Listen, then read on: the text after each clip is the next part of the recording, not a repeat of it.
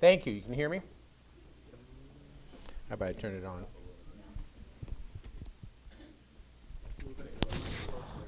Can you hear me? Is it good? Okay. I got a pretty loud voice, so it's a teacher thing in me. Mentioned all these books that I wrote. One of them comes to mind. I wrote a book on birth control, and I wrote it because I knew that if I didn't, someone else would. And these are all secular presses. Greenwood Press, it's actually a huge press. I was balanced, and I gave what I thought an extremely objective position because it's a secular press, and I publish it. I get a review from this feminist magazine who doesn't have any complaints about it. It's all good research, actually embraces a lot of the discussions, but then at the very end of it says, the only thing I have to warn you about is that it's very Catholic. And I thought, I win, right? Because I never mentioned Catholicism, I never mentioned I was Catholic, but obviously this struck her so strongly. And what I had done, the reason why I said it was a balance, is that I included the Catholic perspective. That's all you have to do. And it's a secular book, but we have to realize that truth always wins out. And so you don't have to hide, you don't have to not give the information. Go ahead and give their arguments just exactly as they give them, and then give our argument. And if you put them side by side, we always win, because truth wins out. The problem is that often our argument is not explained, it's not articulated, we often don't know it, and so then it can go by the wayside. So a lot of these books that I have written are on popular topics, but they're all from secular presses, and so I always try my best to do a balanced job, but I also make a point of pride that I hope that if someone reads it, they'll say, boy, that was so Catholic, and I'll never mention it. Today I'm going to talk about addiction. Especially the addiction that comes from smartphones. I just finished this book on marijuana.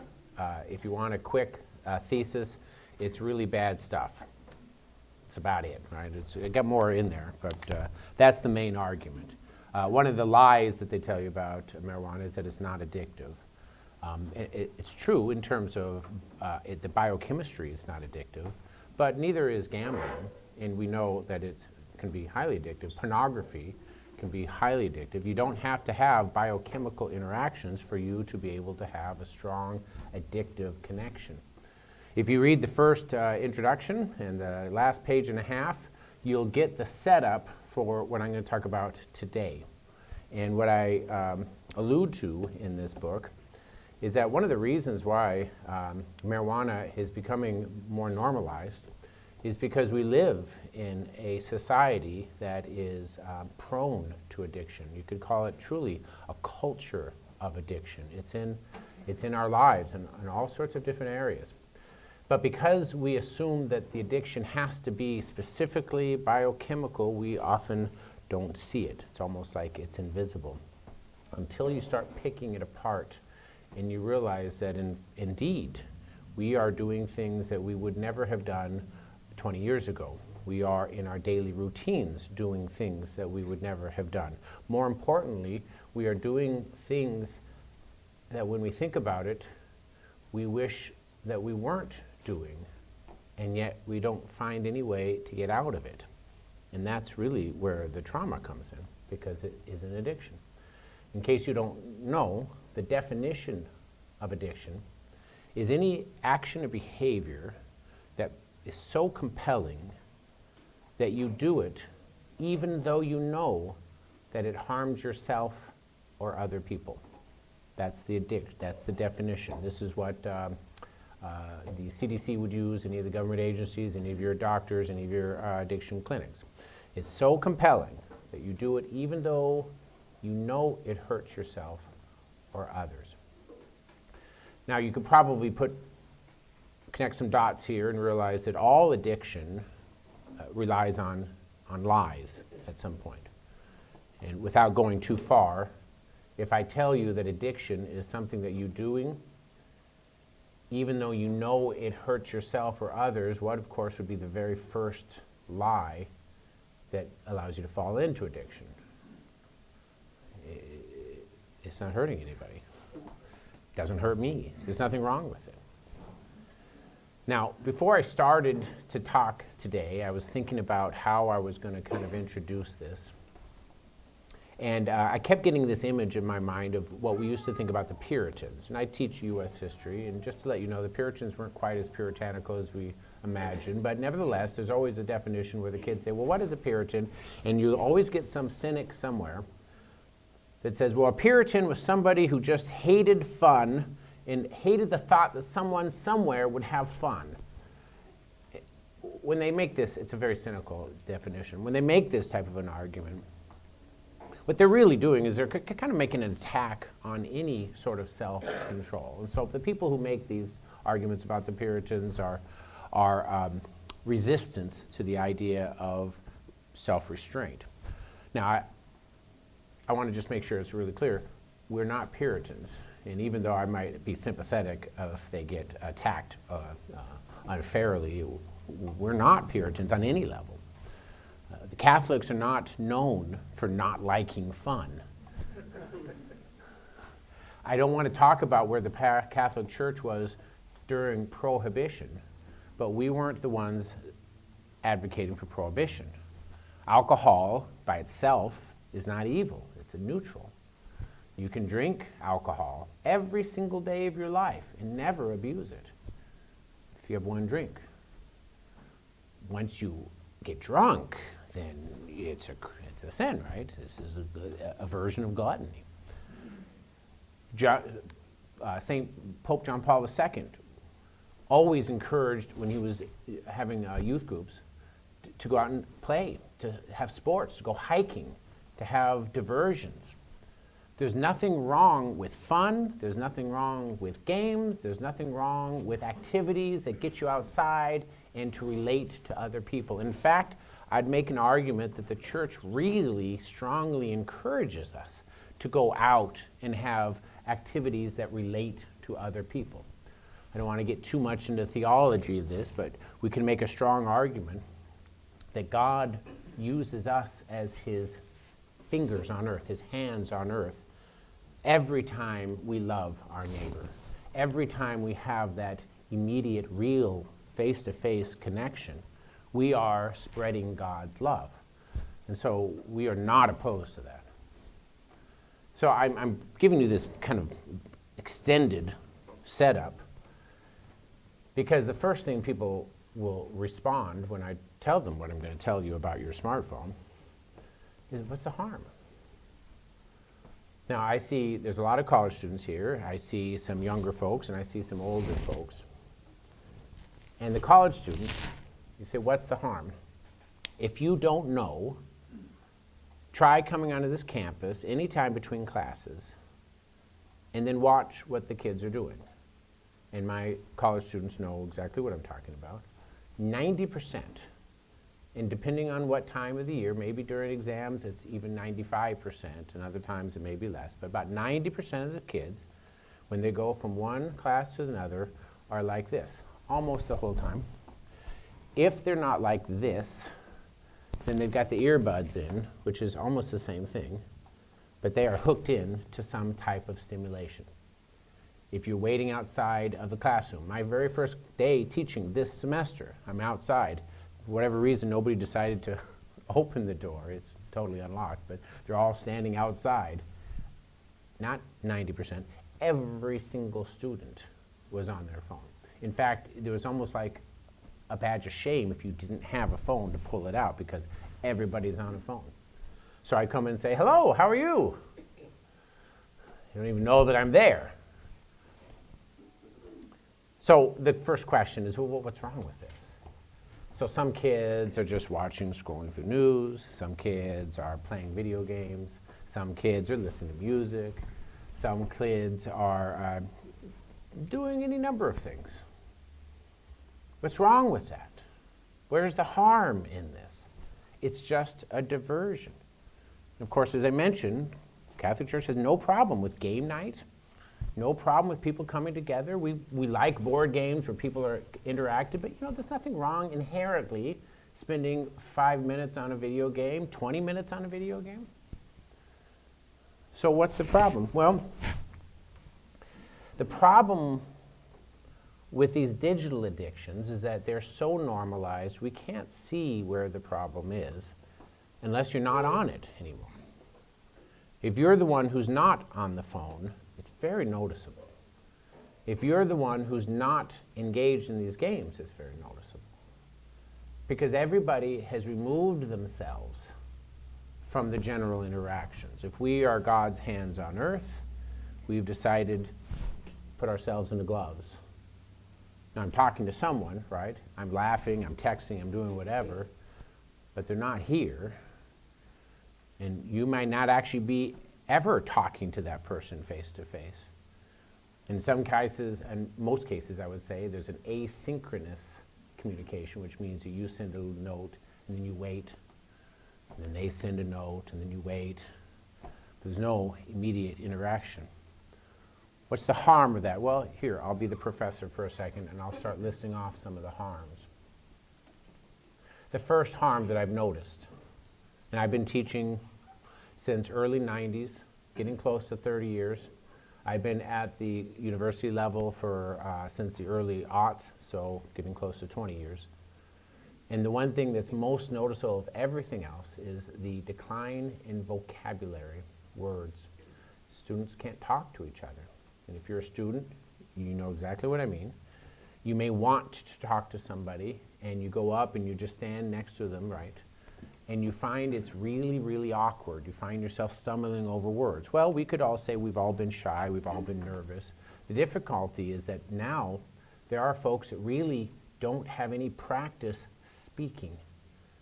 We see this really heavily over the summer, and you come in the fall, but even during the school year. You could spend all day on your device and never really talk to the person next to you.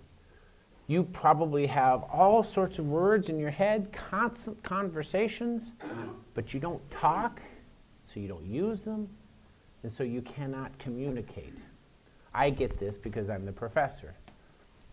I tell students, ask students, beg students to come see me anytime they have an issue. Sometimes I'll be in my office and I'll see a student go past in the hall, and then they'll go past the other way. And I know what's happening, and sometimes they'll peek their head in. They want to see me, but they're scared to death to see me. Why are they scared to see me? Am I a big, scary guy? They're scared to be put into a real-time situation where they have to communicate in real time without thinking about their next words. They're afraid that someone's going to talk to them, give them a question, and they don't know how to respond, that they're going to stumble over their words, and so then they don't. This isn't unusual. For the past 10 years, research has been showing that most people, not just kids, but adults, would prefer asynchronous communication rather than live communication. In other words, I will not answer my phone. I will see who it was. I'll call back if I need to, but mostly I'll just give them a text. And I would really prefer that they give me a text. I can read the text, and then I can respond after I've thought about what I want to say. And of course, it's a text, so nobody is communicating in page-long explanations. Sentence here, a couple sentences here. Unfortunately, sometimes these communications aren't even a complete sentence. I always, and I've been doing this about 15 years, telling students, if you're going to practice writing every day, then at least do a complete sentence, punctuation, capitalization, make it a real sentence. But of course, you know, that's a lot harder. And what the reality is they don't. So as a result, vocabulary declines. You may not be on the college campus, you may not be reading their essays, but you are in social media, you're seeing what's on the internet.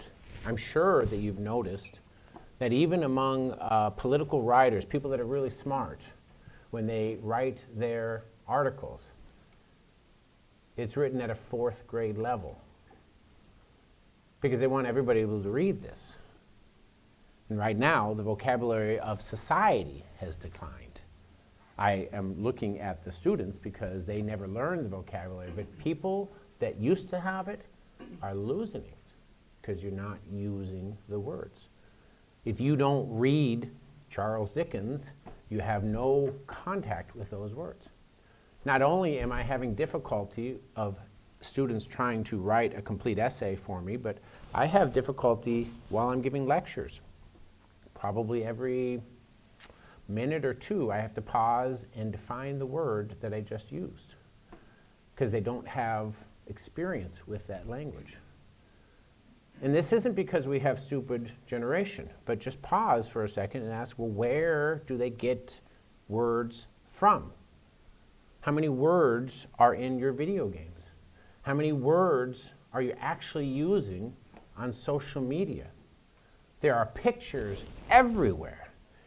Memes have become almost like a political argument. You have a picture, something that strikes a chord, and one line underneath. And that's your political argument. And it elicits an emotion. You react to it. This isn't an argument. It's not even a conclusion. It's simply tugging an emotion. So if you spend not an hour or two, but 12 to 15 hours a day with that type of interaction, then of course your vocabulary is going to go down. I was talking to a student just yesterday. He says, I don't like to read. I understand that. You've got to find something that you might like to read. I just don't like to read. I said, you really have to find something that you like to read because you have to have the access to read. I really just don't like to read. I don't read. And this is a college student, by the way. And then I realized, actually, I talked a little bit more, he doesn't read. He's not the only one this semester. I've had 3 students. Can't really read. These are college students having a real tough time in my class because they can't read a college-level text. You can't read if you can't understand the vocabulary. Now, it doesn't mean that they can't read anything. You can usually ID the headlines, you can ID whatever you need for the game, but your vocabulary is probably, 2,500 words? Anything outside of that, very difficult. This is the first, in my side, my perspective, the first obvious effects of being glued to your digital device. But there are others that are just as bad. In fact, I think worse. Not only is your vocabulary declining, but your ability to sustain an argument declines. If you think the meme with the cool picture and the 3 words is an argument, then how are you going to put lots of arguments together? A chain of argument, a syllogism. A equals B, B equals C, C equals D, therefore A equals D. Almost inevitably, the first week of my classes, I get students that say, I just couldn't follow your argument, your essay, your lecture. You seem to be going all over the place. You're talking about this, you're talking about that. And I'll show them my outline. It's very clear and very logical. I've been doing this for a very long time. I spend an hour before each class, literally, getting ready for my lecture. And then you realize, of course, the reason why they think that I'm going over here and they think that I'm going over there is they cannot make connections between ideas. What we would say inferences. The A equals B bit. If I tell them the story about the election of 1912, and then I move over and start talking about progressive movements in urban cities, and then I try to make the explanation that all the candidates in the election of 1912 all called themselves progressives, even though they were different candidates. They were different political parties. I'm making an argument that this was a movement that was widespread. I asked them what was my theme for the lecture. Yeah, there were people in the cities that were trying to help people. You're not wrong. But you're picking on one point among many points because you have no practice connecting them. And again, where's the experience? It used to be that you were limited to what, 128 characters? Now you can do more than that. But the fact of the matter is, you are training yourself to communicate in tiny little bits of information. How can you sustain an argument if you can never communicate more than just one bit of information at a time? Try to write a paper that's 3 pages, which is pretty small, 5 pages, pretty small, without it simply repeating everything that the textbook says. This is also increasingly more common among my students. 25 years ago, I would have 5% of my students, and I would call them remedial, where they really had a difficult time getting beyond the simple listing of facts, tried to actually frame an argument. Today, I'm looking at 50 to 60% that are going to have a tough time even throughout the length of the course. The ability to communicate and the ability to connect ideas. And they're directly related to simple practice. Do we do this?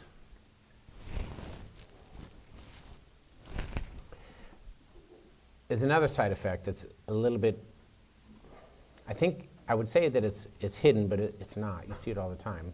It's not so obvious. It has to do with great insecurity.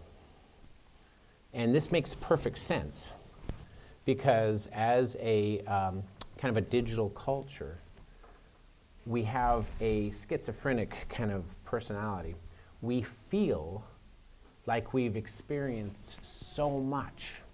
I watch YouTube and I see everything that they're doing on YouTube. I could be that guy. But then, of course, we don't do anything. I'm on the video game, and I'm actually doing these things on the video game. I feel like I could be that baseball player, I could be the hunter, I could be the soldier, and yet I'm not actually doing anything. So on the one hand, we know what we could and should do. On the other hand, we know that we're not actually doing it. This creates a great insecurity because we're not really being tested in real life. And we know that, but we don't really want to admit it. Because, of course, what would be the solution? If you want to be a good baseball player, what do you have to do? You got to play baseball all the time. That your video game is never going to be the same, ever. You have to do it. If you want to be a maker, go off and make these wonderful things that you see people on YouTube, you have to go and do it. I cannot tell you, and I don't know why this is. Well, I can tell you why a little bit. I'll give you a good guess. I've had at least 3 or 4 students in the past 3 years tell me that they want to be comedians.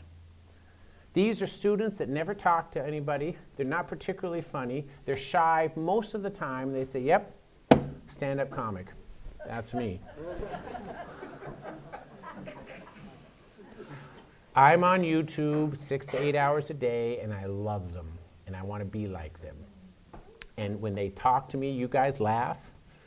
And when they talk to me, as sincere as they can be, and they're looking at me, and you know what they're asking me without telling me? Tell me that I can, right? Because I know obviously I can't. But I'm convinced, I'm studying. Have you ever told a joke in front of other people? Have you ever, written anything? No. But I am engaging it. I am receiving it all the time.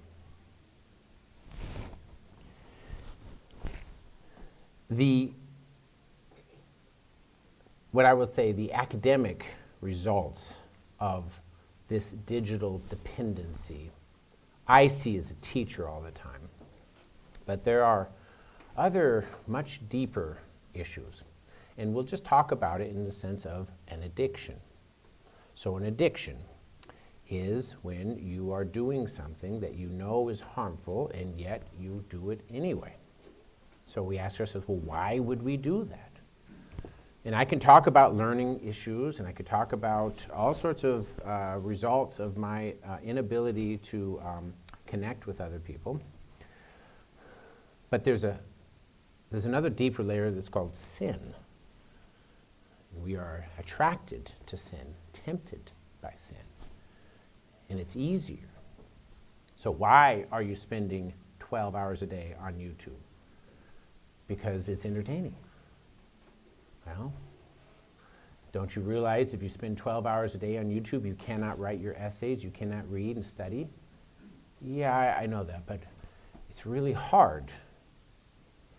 And you get down to the actual reactions here. So we're coming up to a fork in the road between doing something that's difficult and doing something that's really easy, that gives you immediate gratification. And since you've had a phone since probably 8 or 9 or 10 years old, you have had maybe 8 to 10 years of practicing. I get bored, I'm going to have immediate gratification. I don't know what I want to do, I'm just going to turn on YouTube. I'll excite myself. The alternative, of course, is that I do something, I produce something, I engage with something. The alternative is that I go do the homework that I'm supposed to do. But I get into the habit of always choosing this easier path. Well, from a Catholic perspective, we understand this. It's called sin, right? In fact, we could say it's part of the original sin, where we know what we want to do, and yet we do this anyway. And in fact, if you really think about the addiction, the definition of addiction, there's a strong connection between that and sin and vice. I know what I want to do, I just don't do it. If you are training yourself to always do the thing that's easy and stimulative, then you're going to find it all the more difficult. I mentioned that there is a kind of a less obvious, although I would say that most people will see this, reaction to the addiction, and it has to do with your ability to accept criticism. Your insecurity is through the roof. You know this. So when you give somebody something that you've done, your essay, singing, an application, whatever it is, doesn't matter, and then somebody gives you constructive criticism, immediately you're going to get angry, you're going to blame someone else, and oftentimes what I'm seeing is that you give up.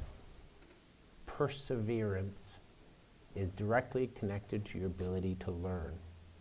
Your reaction to criticism, doing hard things, even though it's still hard, to continue to trog through it, this declines.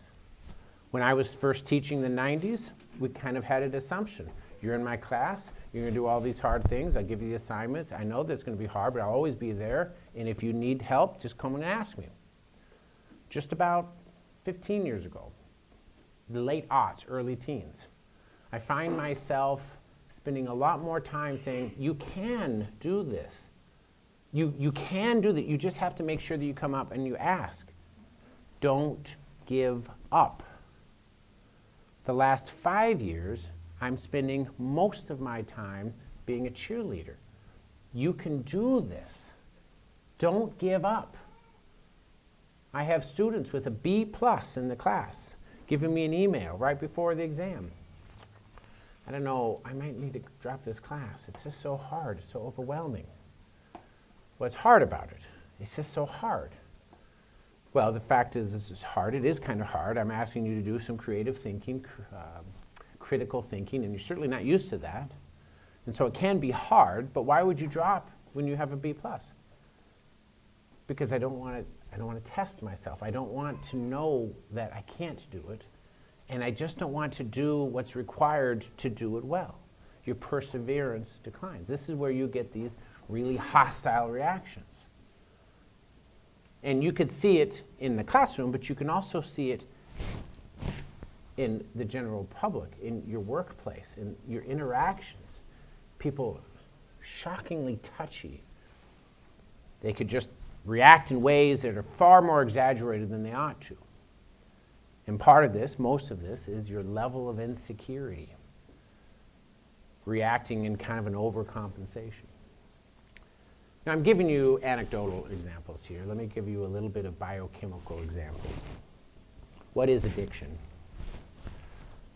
In some ways, addiction, and for marijuana it's very clear, is that we are being stimulated by two sets of chemicals. One of them would be dopamine, and the other one would be endorphins. There's others, lots of others. The endorphins, though, is the thing that gives you this kind of a feeling of relaxation, of kind of not necessarily a thrill, but just a certain feeling of goodness. If you break your arm, the endorphin's going to rush right in there, because otherwise, if you had to suffer that pain, it would be overwhelming. So your body immediately reacts to it, releases this endorphins. Well, in our society, we are very good at identifying particular drugs that can release these endorphins. So the opioids, heroin, these things, you just take the drug and immediately you can get these endorphins. And so you get the rush that feels just by taking the pill. Marijuana is as addictive as all those other drugs, but it's not as directly. If you are directly stimulating the endorphins, then you can actually create a physical dependency so that your body is used to getting a certain amount of endorphins every day, and if it doesn't get that, then it's going to have a physical reaction. It's going to get sick. You're going to have heart issues. Marijuana doesn't do that. It's more triggering the dopamine. Dopamine is a different type of a chemical. This is a chemical that, for the most part, prevents, it takes away the drug, the chemical that is keeping endorphins back. It's like of a dam. And dopamine will take that dam down, and then the endorphins will come through. So typically, dopamine is something that you can achieve without any drugs whatsoever. If you work really hard on a test and you ace it, you get this feeling of satisfaction. That feeling of satisfaction is a dopamine reaction. You work, you play a game, and you work really hard, and then you win the game. That sense of satisfaction is triggering the dopamine.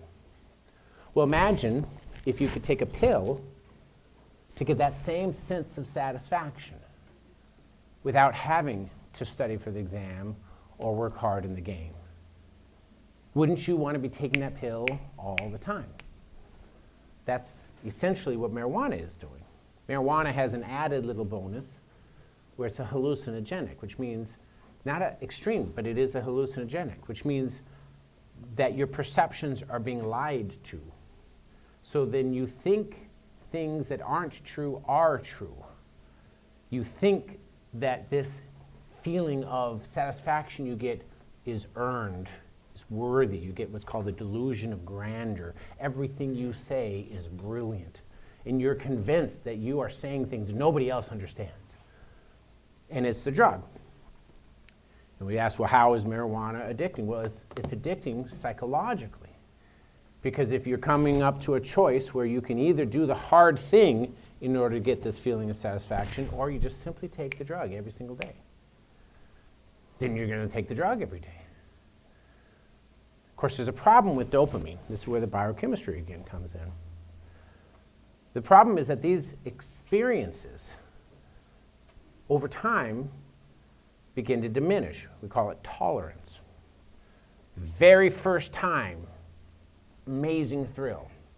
We experience this just normally, by the way. So the very first time you climb the top of the mountain, it's exciting. Well, the 37th mountain that you climbed, not quite as exciting. It's hard to get that back. The very first time you take marijuana, you might have this amazing. Well, as you continue to take it every day, you find that your reaction is lower. In fact, to the point that you can be taking it every day and not even notice it because you think it's just the new normal. This is tolerance. Well, of course, there's a problem here. What happens if you develop tolerance? You're craving that initial experience. We see this really clearly in pornography. People get excited. They see a naked girl. Well, they want to see lots and lots. So after a while, it's not so exciting. So you have to see something that's more extreme.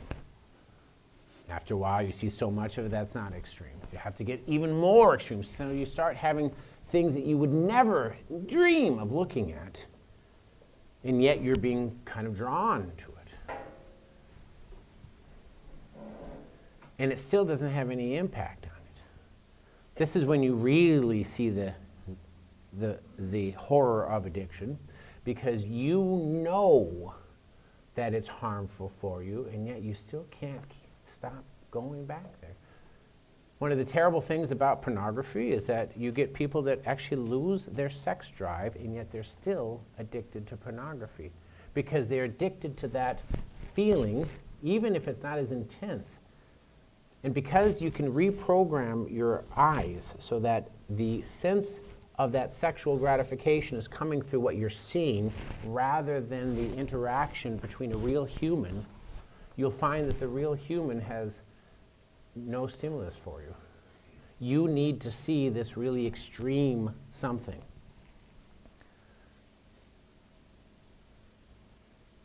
Is it the water that has caused a 350% increase in our 7 to 11-year-olds questioning their human sexuality, whether or not they're a boy or a girl? Is it the water that has increased the prevalence of homosexual themes in every single type of a topic being hypersexualized? Is it the water that's causing people to want to do this transgender movement? Or is it because they have been so desensitized by the ordinary that they are craving anything to stimulate? Doctors will tell you, used to be erectile dysfunction was something that you had to worry about when you're 60, 65, and if you've drunk a lot. Now they're seeing 18, 19-year-old kids that are impotent because they just can't be stimulated by sex. Scary fact. By the time you're 18, 96% of boys have seen hours of pornography. 68% of girls have. And statistically speaking, they started seeing it somewhere between 5 and 7 years old. How does that happen? This is the part that no one wants to talk about, especially my college kids. Well, if you give your kid a cell phone when they are 9 or 10 years old, and this is kind of an extreme line, but I'm actually dead serious. If you give your kid a cell phone, a smartphone at 9 or 10 years old, you might as well give them a crack pipe and invite the drug dealer to live in their bedroom.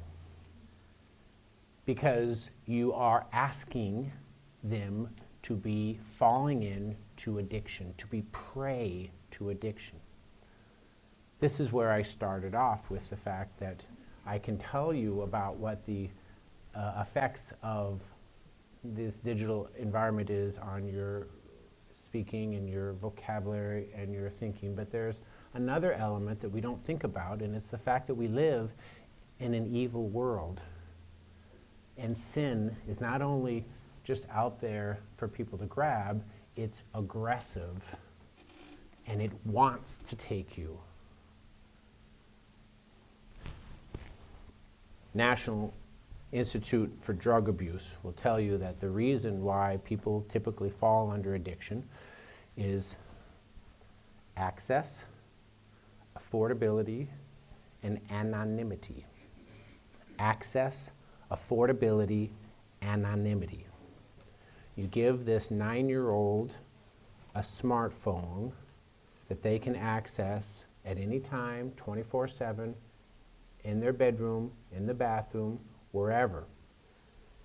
They don't cost them anything. They think it's free. I'll tell you in a second that it's not. So they have total access, total affordability. You can see most porn without ever spending a dollar.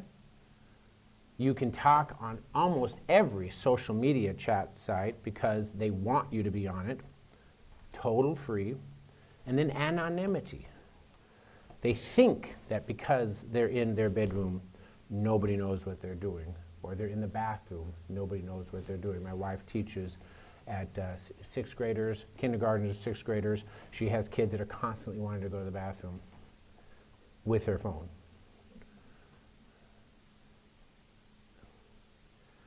They want and they cannot stop being connected to this device. But it's a little bit worse than that. I'm not going to talk about politics, but you probably all heard the last couple of days. Even Democrats are wanting to ban TikTok.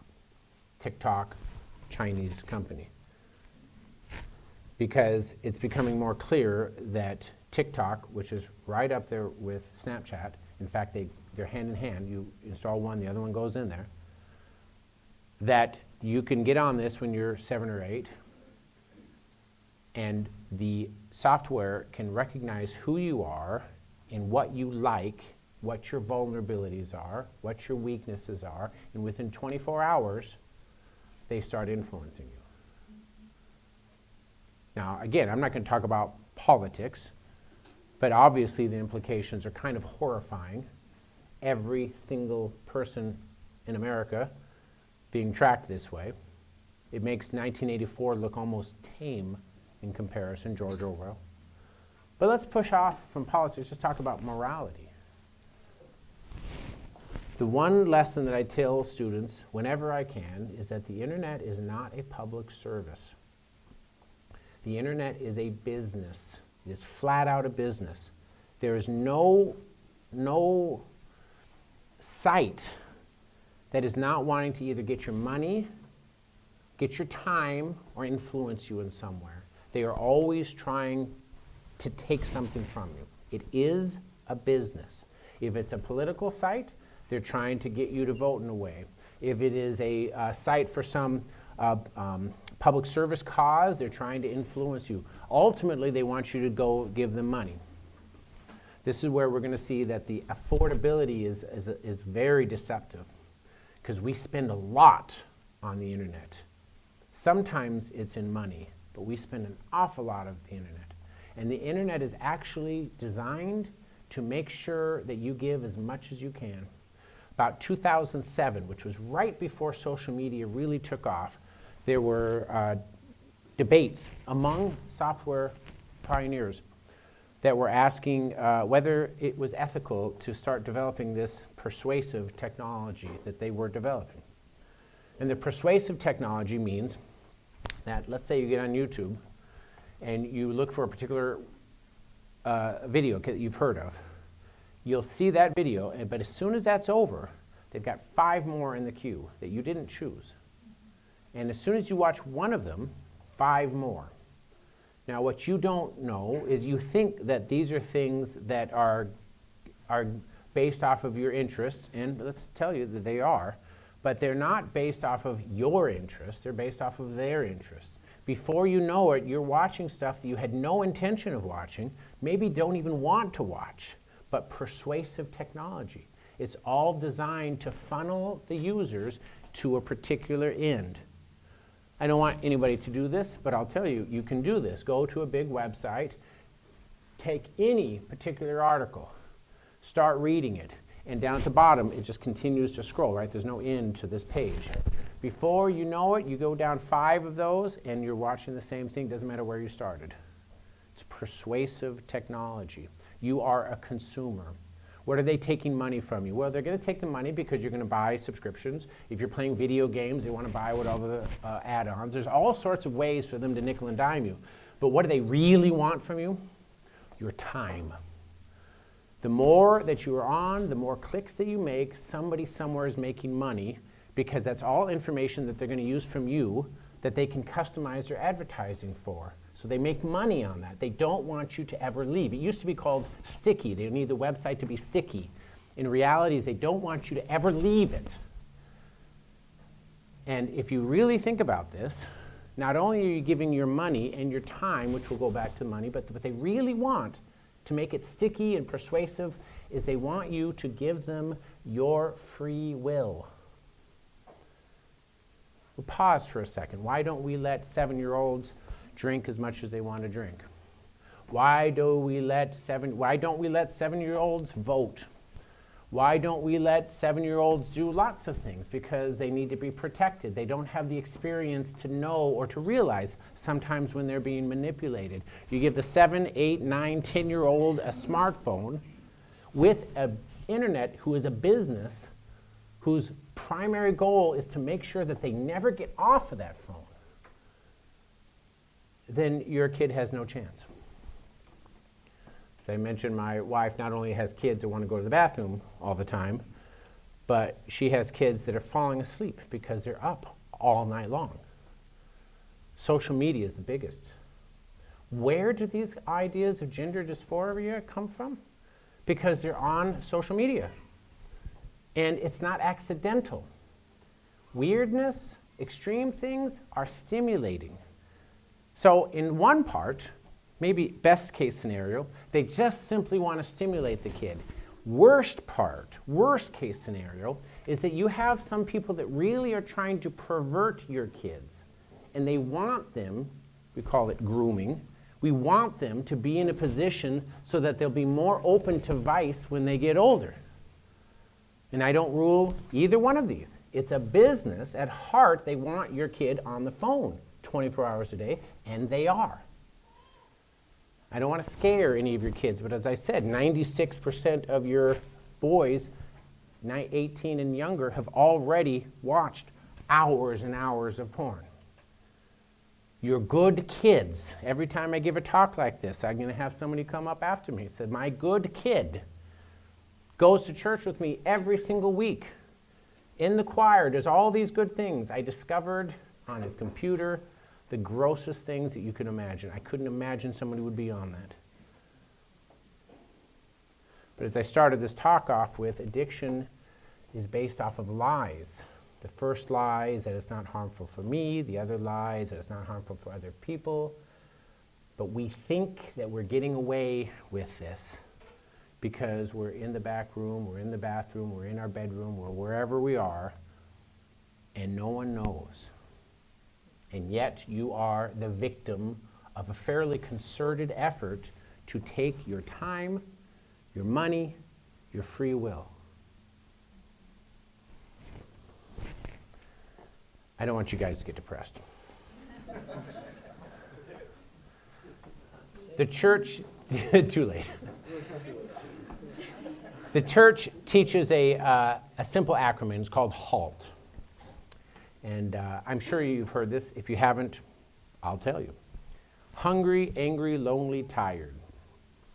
If you are hungry, angry, lonely, tired, you are much more susceptible to temptations. You're trying to make a decision and you find that you're just making poor choices all the time. It's possible that you're hungry, angry, lonely, tired. The church wants you to be aware of this so that you can inoculate yourself, so that you can be somewhat protective. Well, what if you're not the church? What if you are a bad guy and you want people to be more vulnerable?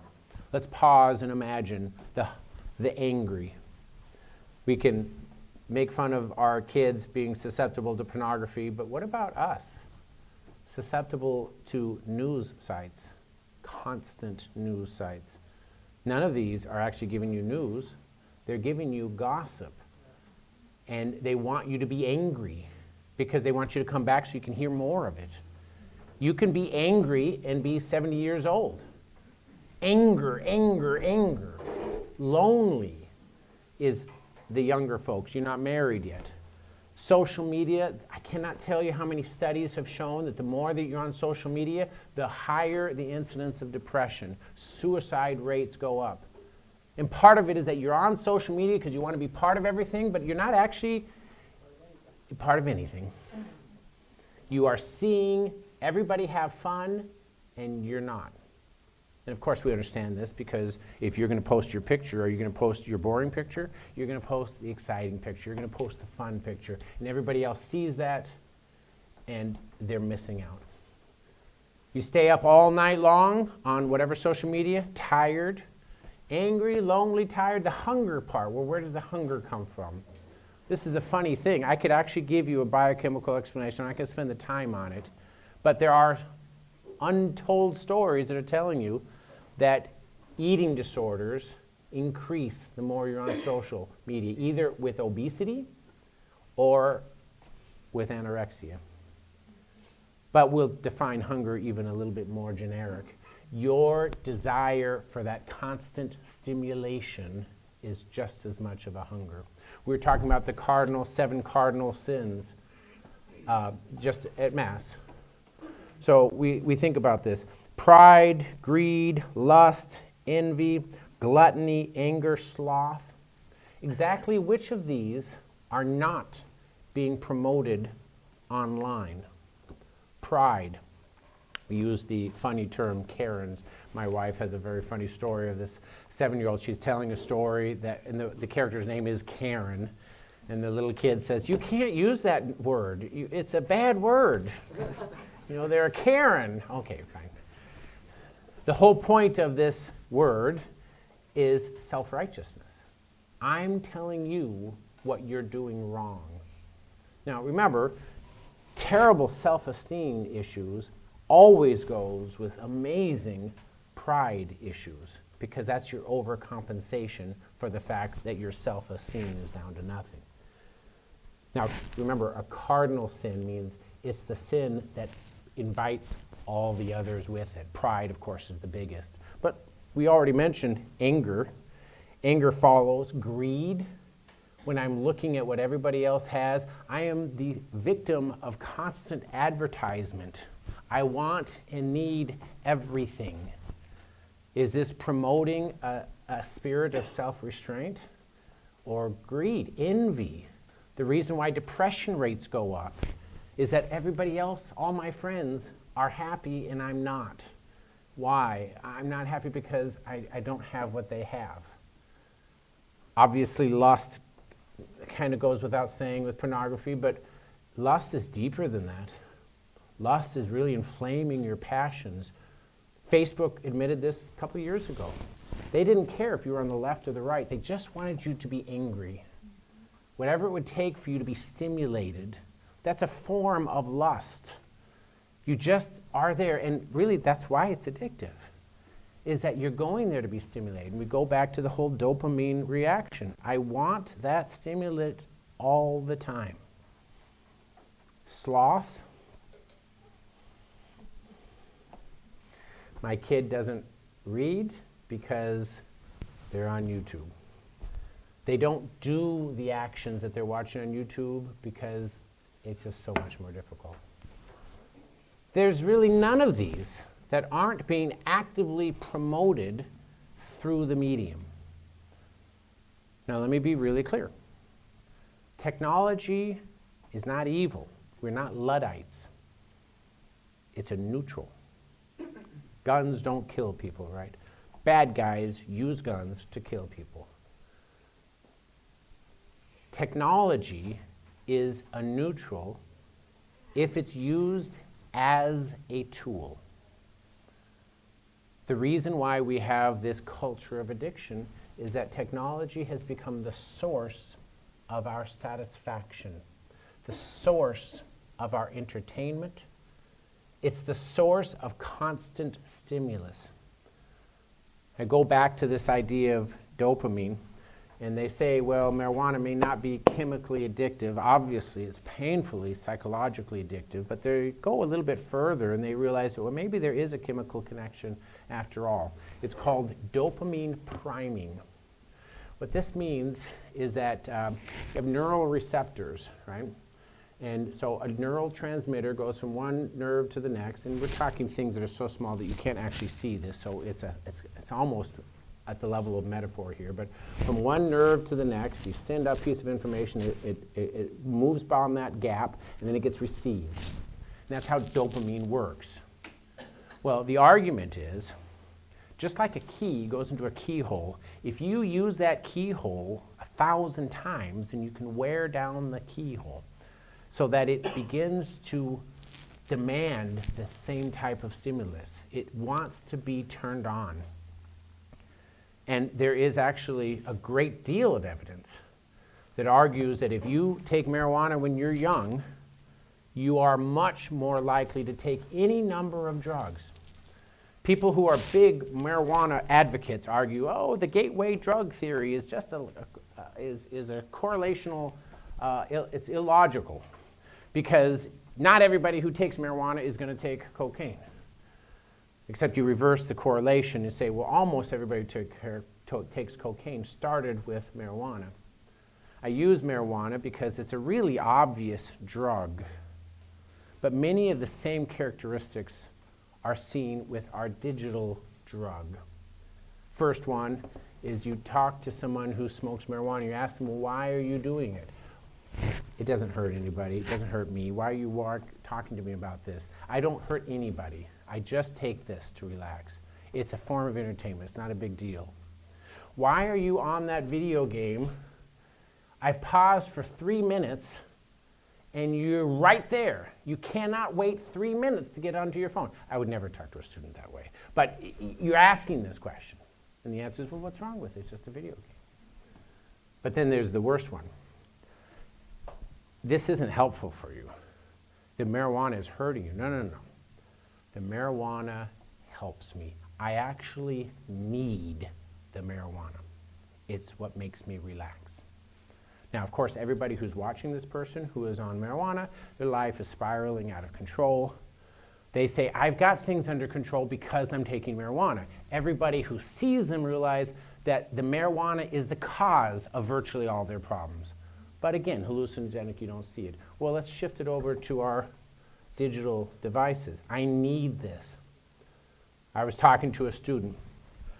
They said, well, I don't want to be on Snapchat, but I have to. All my friends are on Snapchat. And that's how we communicate. I have to do this. I said, just say no. I can't. I have to do it. And if I'm on Snapchat, then I'm on TikTok. I don't have any choice. This is how we schedule meetings. This is how we get together. Now, I didn't say it to this particular kid because he wasn't a Newman Society kid, but this is my answer to that. Well, if we had a system where you had to go to the local strip club right next to the opium den and behind the drug dealer, pick up your messages, maybe would you consider changing the way that you gave messages back and forth? If you have to go into hell to pick up your messages with your friends in Snapchat, then maybe we should change how we do this. No, I can't. And of course you understand their argument, because it's so much easier. It's so much easier just to go there. That's where all the kids are hanging out. I get that. Christ did not call us to be comfortable. He didn't say, I want you to have an easy life. If I'm not mistaken, it's very clear on this. Pick up your cross. Some things are hard. Let's go back to these 3 things that Nita says is the opening for any addiction. Access, affordability, anonymity. The fact is we only have control over one of these 3. The other 2 you just have to be aware of. First off, is it ever free? Of the 2, I said you might as well give your kid a crack pot and a crack pipe and let the drug dealer in the bedroom versus having a smartphone. It's kind of a joke, but actually of the 2, the smartphone is worse because the drug dealer is going to want to be paid. And the kid thinks that the smartphone is free, but we know it's not free at all. How much time do you have to spend?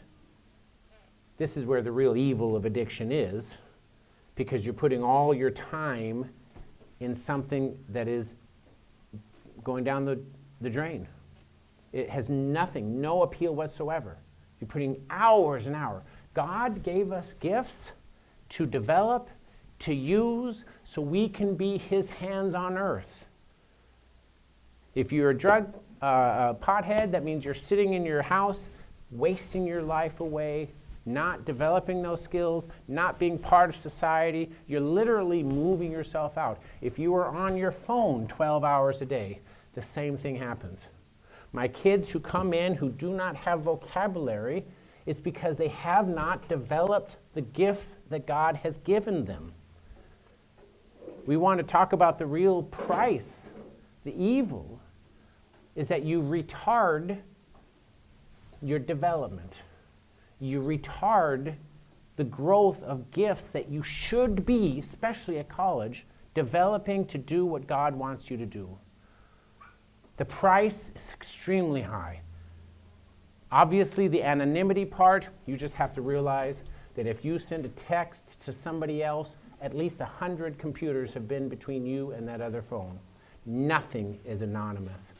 Nothing is anonymous. I told you, with TikTok, they know within 24 hours who's signed on, what they like, what their moods are, what triggers this type of reaction, what triggers that type of reaction, and they are on it right away to start persuading you. There is no such thing as being anonymous. So in terms of the affordability and the anonymity, you just have to be aware that these are way too expensive for you. Nothing is affordable and nothing is anonymous. So the only part that you actually have access for, control over, is your access. The smartphone is not your friend. The smartphone is a technology. It can be a tool.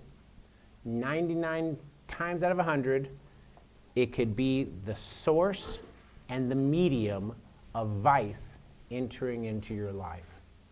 We have phones. I don't even have it with me. It's over there somewhere. It's a smartphone, right? I'm sorry.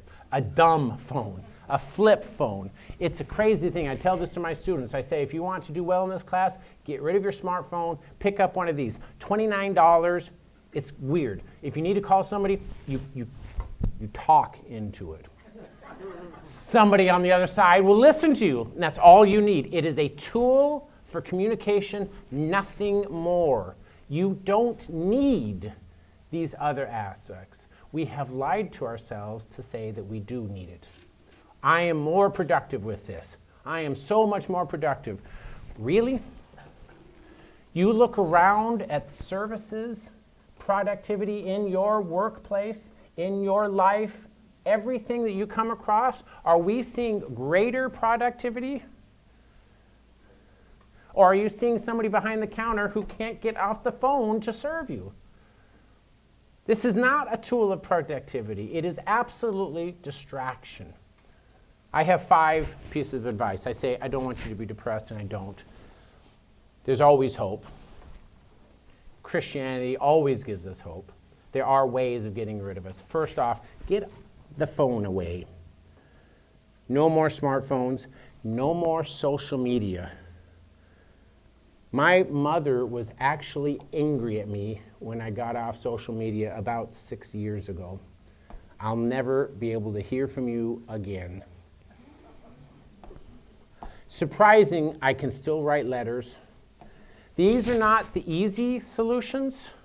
These are the ones that take a little bit more effort. But remember, we're not called to a life of comfort. We're called to pick up the cross. It doesn't mean that I don't have to talk to my mother. She lives in Alaska. I still have to call her. I still have to send her letters. I have to interact. I have to go visit her. And this is where the evil thing is. If I am on social media, do I ever need to do those things? At least I don't think that I do, but of course I do. Get rid of your social media. Get rid of your smartphone. Those are the 3 things. And then this is the third one. Maybe not as big a problem for you younger folks, but for the older folks, I'm going to promise you, this is your cross. Get rid of your news. It's gossip. It gets you angry every day. We think there's a culture war. Of course there's a culture war. There's always been a culture war. Do we really need to know everything at every moment? Hurricane came and hit Florida. Yes, absolutely terrible. What can I do about it? I can give money to the priest. If he comes up and says we need money, I give him money. Am I actually going to fix anything there? Or am I going to be glued to the television, fascinated by the horror and destruction? How is that not gossip? Those are my 3 pieces of advice. Smartphone gone, social media off, all of it. Turn off your news as best you can. As best you can. All of these things have a purpose, and if you can reduce your use of technology to being an actual tool, then there's nothing wrong with it. If you can drink a glass of wine, a beer, 1, then you can drink every single day, and it will never be abusive. But if you find that when you drink that 1 glass of wine, it turns into 5 glasses of wine and you are drunk, then you have to remove that access point. What does Jesus say? If your eye offends you, pluck it out. He is not talking about maiming yourself. I hope you realize that. If your eye is the source of your temptation, remove it. In Catholicism, we talk about leaving the occasion of sin. Don't be in a situation where you are in the occasion of sin. Remove it. If you are watching the news every single day for hours, it's obviously an occasion of sin. You got to turn it off. If you can handle it, only you know. But remember, the biggest sin of your addiction is that you are taking time away from other valuable work that God wants you to do. We live in a society that has a filter, a digital filter. And the idea of this matrix type of a thing where the reality isn't real, it's very far-fetched, it's very scientific, except that in reality, how much of your life is seen through a screen? How much of your life is actually experienced one-on-one? The last 2 pieces of advice I have, the recommendations, are on the spiritual side. Number 1, be number 4. Reclaim your Sabbath. And I don't mean reclaim your Sabbath just by going to church on Sunday, even just by going to daily Mass, although that would be wonderful. Reclaim your Sabbath, meaning there has to be a part of your life that is not connected. There has to be a part of your life that is free from these distractions. If God is using us as his hands on earth, we have to hear him. You can't be praying in the middle of a rock concert. You've got to turn this off. Reclaim your Sabbath. If you can reclaim your Sabbath, then the 5th piece of advice actually follows much easier. Pray, pray, pray, pray. It's really the only cure. I can't give you a drug to turn off the digital addiction. I can't give you a drug to turn off any psychological addiction. Prayer truly is the only thing, because at heart, it's really a matter of will. When the rich man comes up to Jesus and says, "What do I need to do to go to heaven?" He says, "Well, have you followed all the laws?" "Yes, I followed all the laws." "Okay, now get rid of everything." The rich man is sad. Harder for him to go to heaven than it is for the camel to go through the needle's eye, right? And Jesus, of course, gives us hope. With man, it's impossible. If we really were just limited to this world, we would be totally at the whim of all these addictions. But we are not. We are people of faith. We are called to pick up our cross and to pray, and God gives us what we need as we need it every time. It's really the only solution. But you can't get there unless you've done the other 4 before it.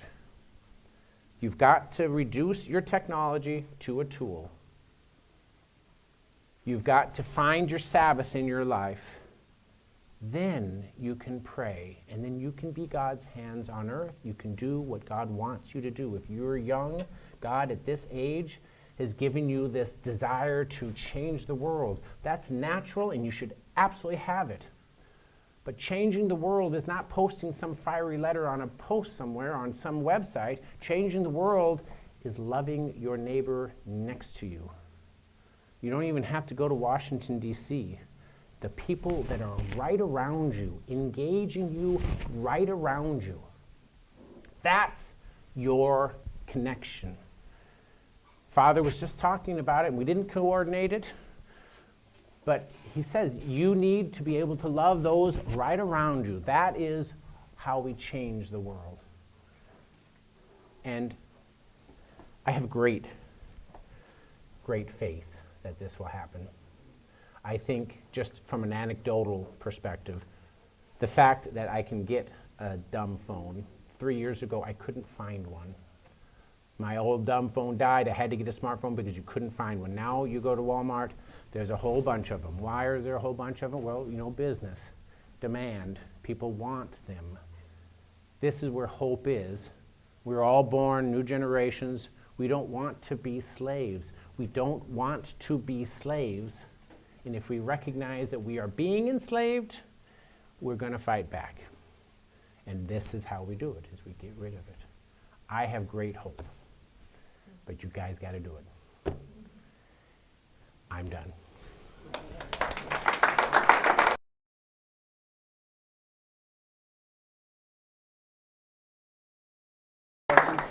Oh, absolutely. Any happy. Anybody have any questions? I'm sorry, I missed what classes. Okay. I am a history professor. So my specialty I write mostly in 20th century intellectual history. So that's why I have the marijuana, the birth control, anti-aging, because you're talking about movements.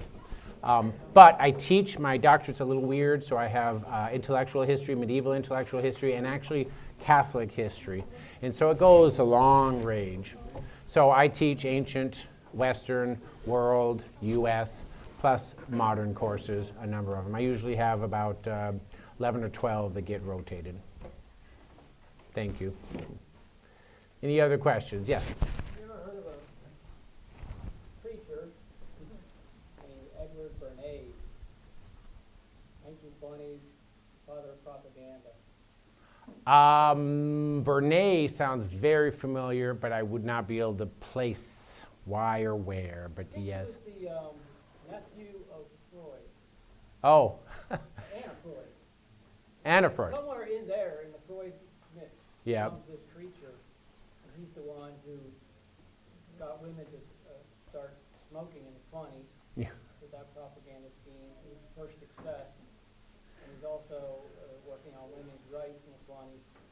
And he went on to bigger things and greater things. Well, Margaret Sanger was big on that. The way she got this, by the way, was that she, in 1925, prior to the 20s, Protestants, Catholics, all against birth control because obviously it affects your marriage. If you have the ability to go out and do naughty things without any repercussions, then you're going to affect your marriage. So it was pretty universal. Until 1925, there was this birth control speaker, and the bishop, Archbishop of New York, made this comment saying you shouldn't be going to there. So Margaret Sanger suddenly turned it into an anti-Catholic thing. Don't let that bishop tell you what to do. And that's when you see some of these Protestant groups saying, oh, well, maybe birth control is actually a scientific method. Maybe it's okay. And you saw this break. And it's kind of a classic type of a propaganda. If you want to look at books right around that time that are very helpful, I'm sure you guys have all heard of this, and you guys, if you haven't, you need to. 1936, I think, Brave New World, Aldous Huxley, right? 1948 is 1984 by George Orwell. What's interesting is they kind of look at both sides. Unfortunately, the really, really scary thing is that they both were prophetic in so many ways. You read this book, you can see the propaganda today. Now, if you happen to read those two books, which you should, you must, we're all Catholics here, you must read the 1907 book called Lord of the World. This is the antidote, because you read Brave New World, you should do 1984 first, then Brave New World, and you are so depressed. My son couldn't read another one. I said, you need to read Lord of the World because it is the antidote, and it is. And it's a very Catholic answer. 1907, long before this. Lord of the World. I can't remember the father's name. He was a priest who wrote it. That's it. That's right. He was a convert. Yes, that's right. Go ahead. Does your book on marijuana, is that an extension from what Barinson wrote? Or Alex Barinson, he wrote a book where it was, I forget the date, where he was talking about the evils of marijuana. Yeah. So I'm sure that I read it. This is all original. So I'm a conservative Catholic professor in a profession that is not necessarily conservative and Catholic, right? So you have to be very careful what you publish and what you say. So I'm very good. I'll go to a good secular press and I will write these textbooks, but I will write them in ways that are more original. So they're all primary source research. So I had about 600 books, and then I had another 600 secondary sources just to be able to get this thin book, because primary research. So I didn't get it from anybody. But then again, one of the nice things about being a good Catholic conservative is that you're never inventing anything. There's nothing new. You are taking truth, capital T truth, and you are expressing it into a new generation. Go ahead. This is a little off that, but about 20, 25 years ago, Psychology Today had front-page article about how cohabitation was bad for you. I don't know if you saw that or not. No, but yes, I did. I don't know if I saw that article, but they were recognizing the possibility that it would undermine your trust, right? Like, this is news. So then, also on the marijuana, you have thoughts on medical marijuana? Great. This book talks about both of them, and I will tell you, I'm going to be very honest with you, okay? Medical marijuana was pushed by people who want to promote recreational marijuana. If you look at the categorizations of drugs, they're Schedule I drug, which means it has no medical benefit and it is addictive. That's why it's there. So as soon as this gets passed, this is Nixon, 1971, 1972 Organized Crime Control Act, and this is the Controlled Substance Act. As soon as this was passed, immediately you've got people that are wanting to legalize marijuana trying to find some medical use for it, because that was one of the reasons why it was a Schedule I drug. So they're searching for medical use. Now, what we find out is that anything could have some benefit in some circumstances, but no case does marijuana give you a benefit that cannot be given to you by some other drug with less side effects. The reason why people want medical marijuana is blunt. They use marijuana in their normal life, and they're hoping that this will give them some relief. There's no evidence of it having any of the hopeful, the very, very hopeful, and you have to have really compassion for these people, really hopeful miracle solutions that medical marijuana might give you. They want it to help. No evidence. It used to think that it would happen with glaucoma. It doesn't have any evidence of helping, except for a very short period of time, literally when you're high. After that, it has no impact whatsoever. It has been approved by the FDA to help stimulate appetite.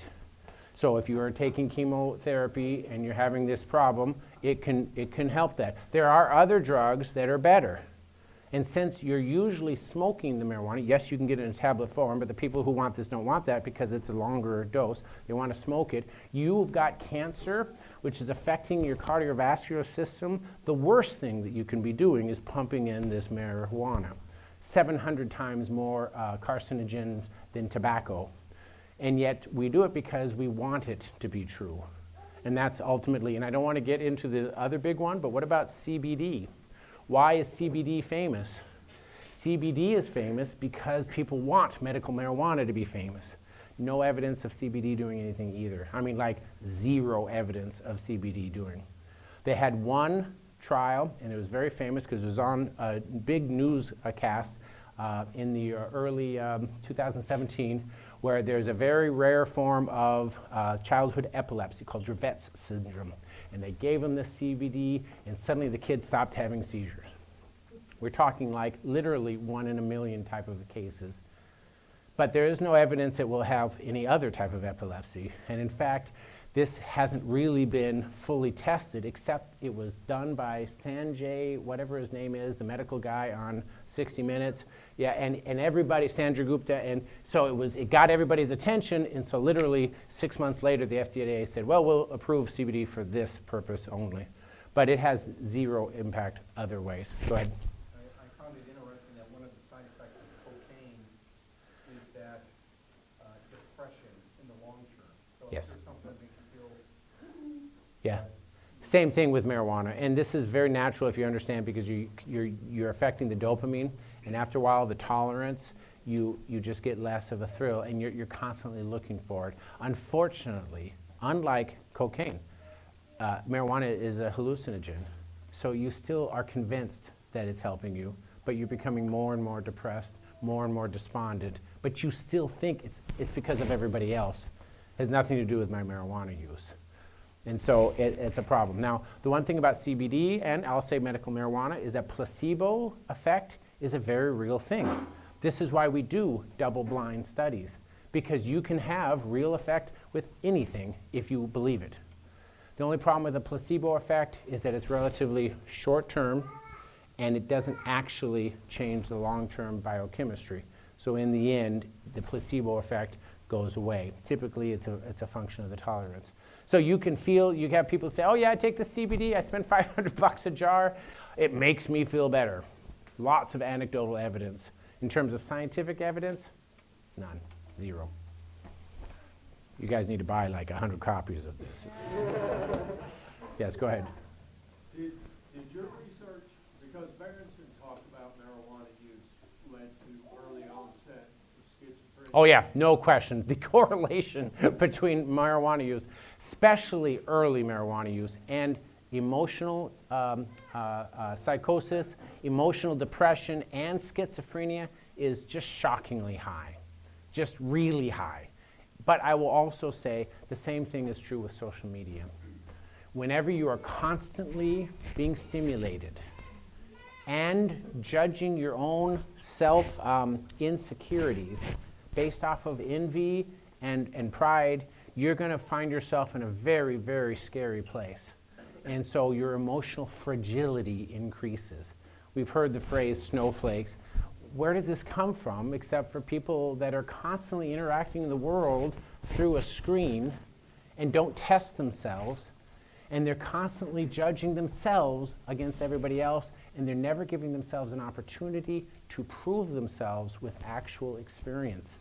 It's terrible. You guys know the suicide rates are astronomical. For the first time in more than 100 years, our life expectancy, average life expectancy, has declined because of drug overdoses and suicides. That's shocking. This should be everybody's news. But as I mentioned, the whole business bit, this is not an article anybody wants to post. Irony of all irony, posted on your social media site. Social media is really dangerous for you.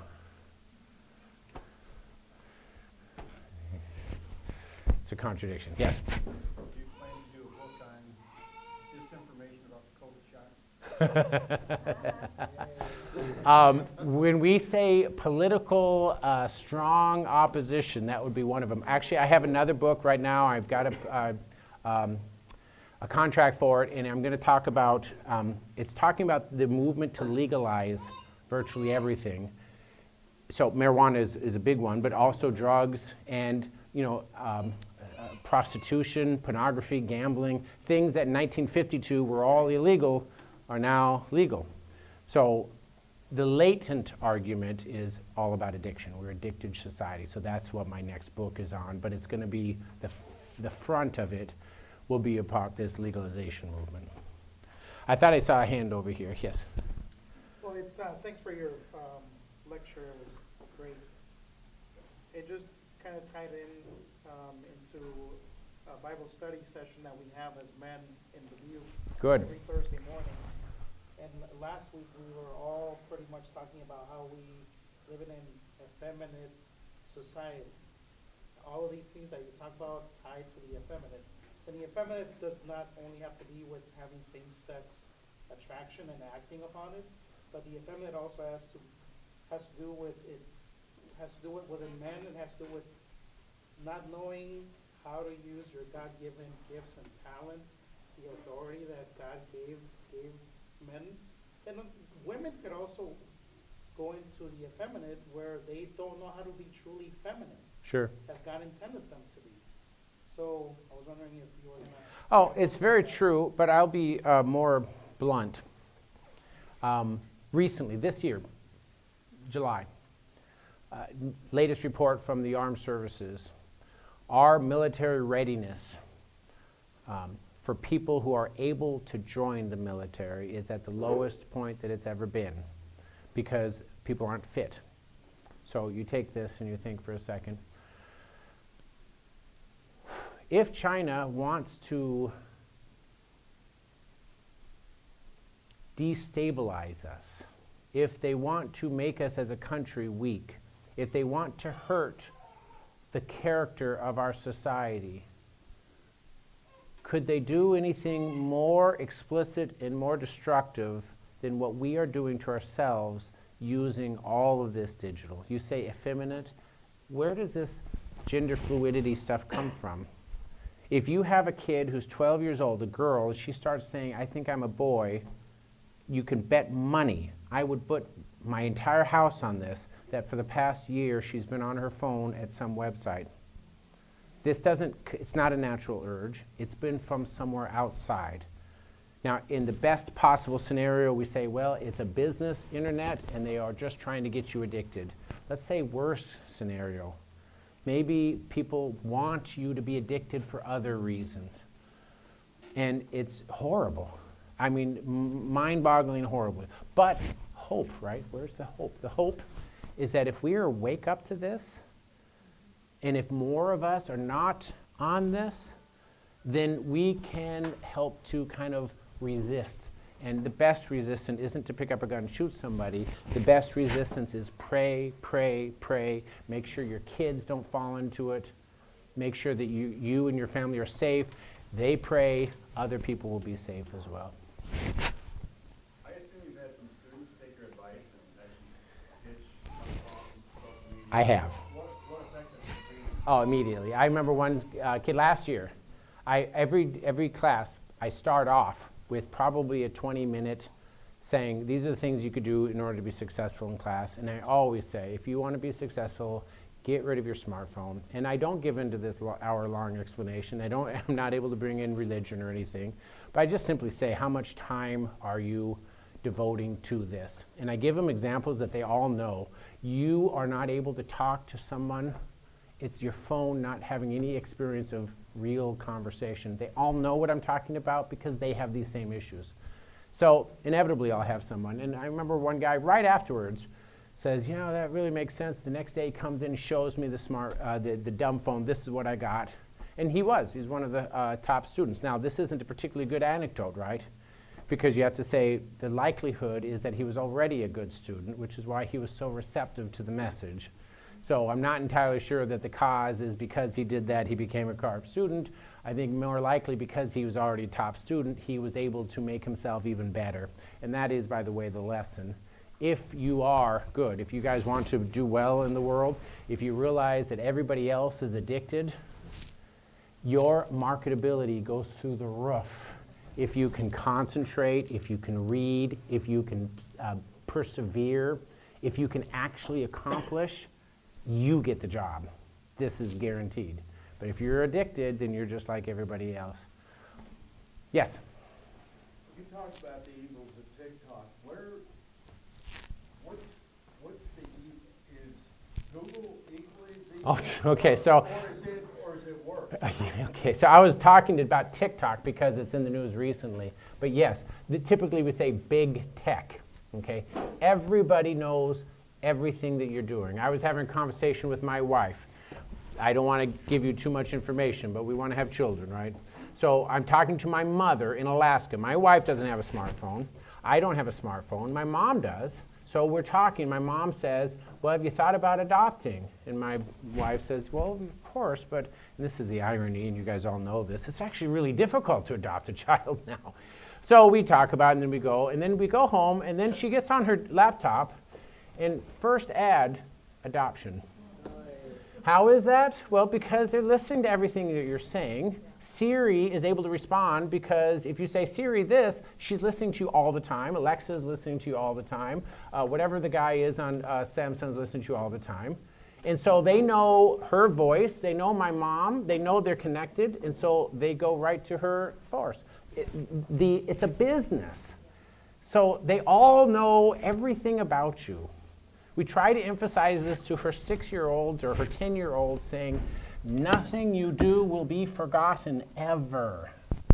You get to be an adult. They all know what you did and what your weaknesses are. So all of them. TikTok is just one. It's Chinese. Google is bad. Apple is bad. It's a business. It's what it is. So the school districts have sold out to Google. Okay, so this is what I didn't talk about. 3 options that we have. Number 1 option, we could all be Amish. We're not going to be Amish.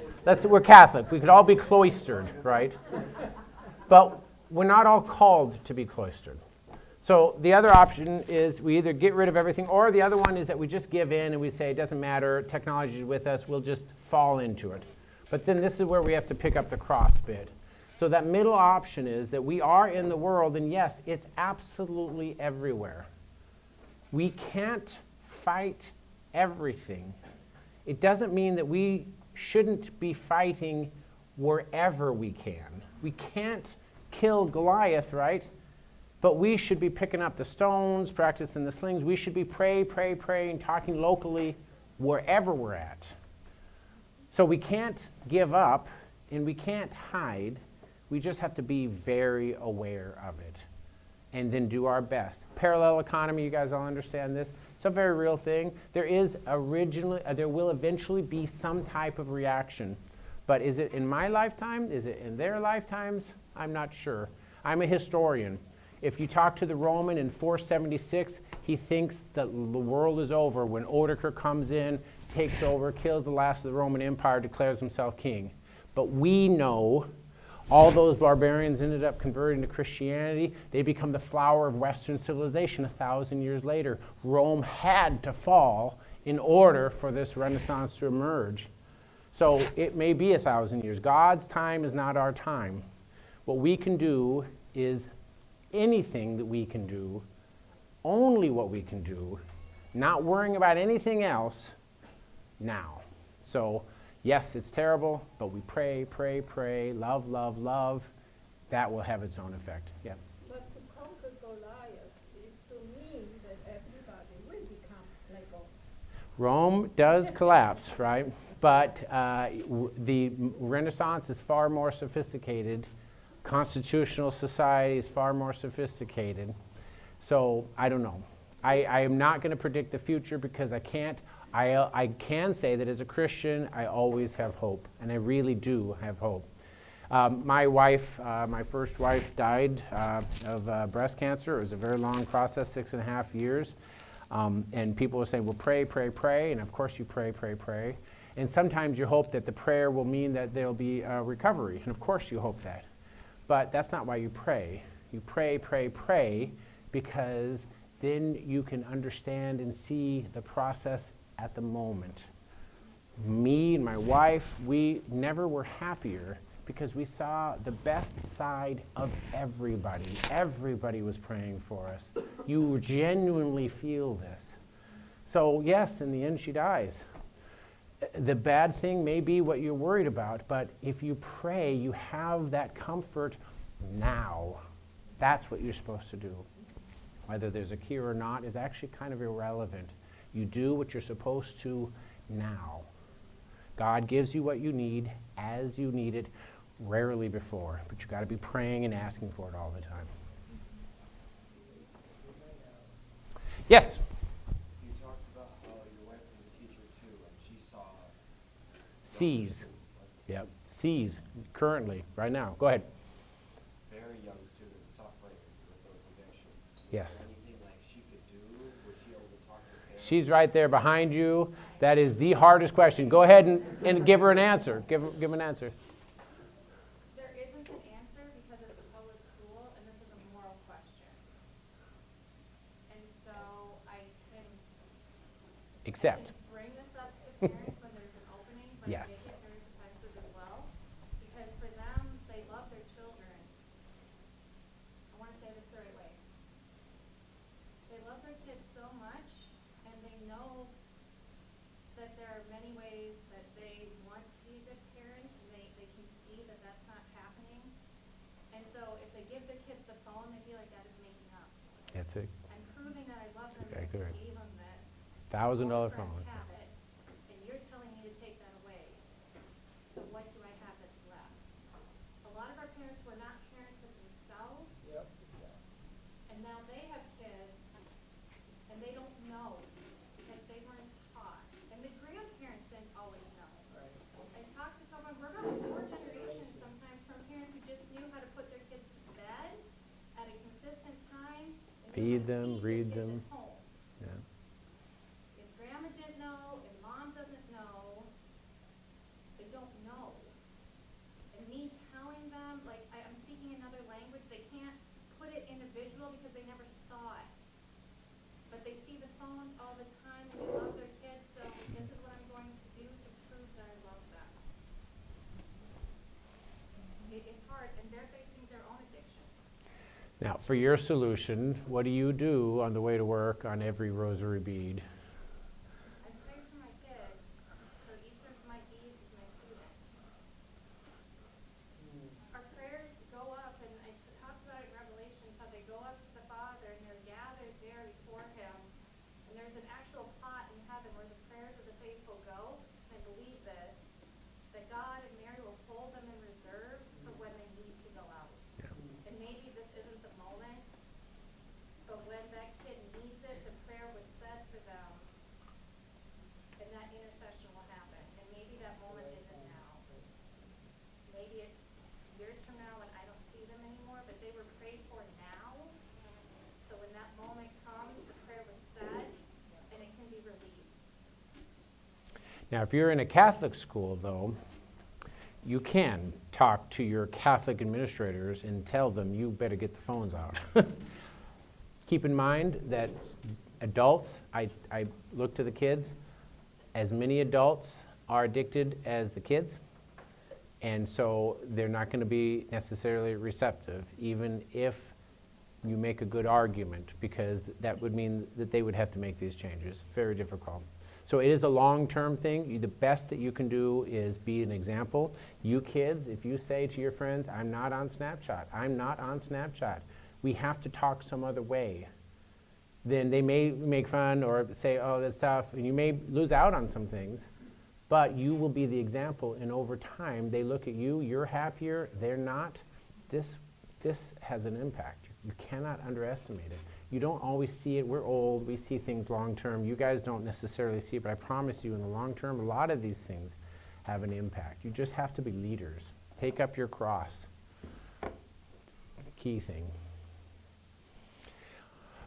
Any other questions? Yes? So the main part of your this discussion was on, of course, social media and that.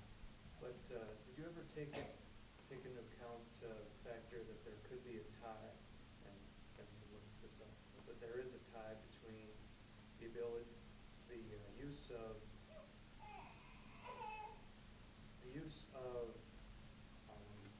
ability to get more people involved in casinos compared to social media. Okay. Let me interpret this, what you're saying. It's addiction, right? Gambling. Yeah, And so social media, how many likes do you get? I didn't get enough likes, but you know what? If I do another picture of me doing this duck face or doing something, maybe I'll get more likes. I didn't get it this time, but maybe I'll do it again, and I'll do it again, and I'll do it again. This is classic addiction theory. Don't think for a second that the gambling folks aren't aware of this. They invented this, right? Don't think for a second that your social media software designers aren't fully aware of it. They absolutely know how to get you addicted, and they'll push every single button. This is not accidental. It's absolutely, and it's not even hidden.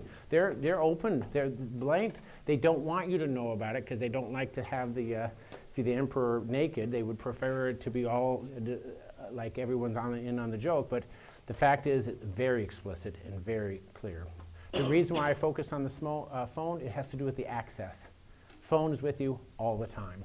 If you're on a desktop, you have to be somewhere. If your desktop is in the middle of the family room and everyone can see what's on the desktop, way better. Less anonymity, right?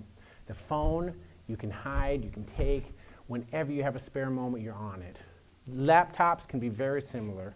Desktops have a benefit. If you can turn your technology into a tool, then there's nothing wrong with it.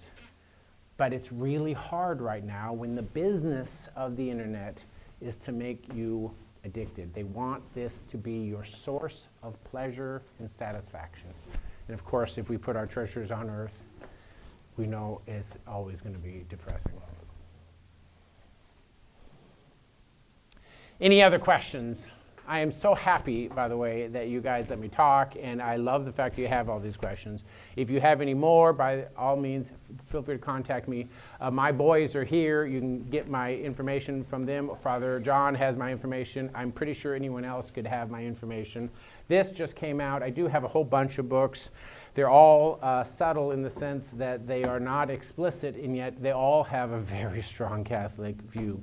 So I'm very proud of the Finding the Fountain of Youth. It's talking about the anti-aging movement, the desire to never die.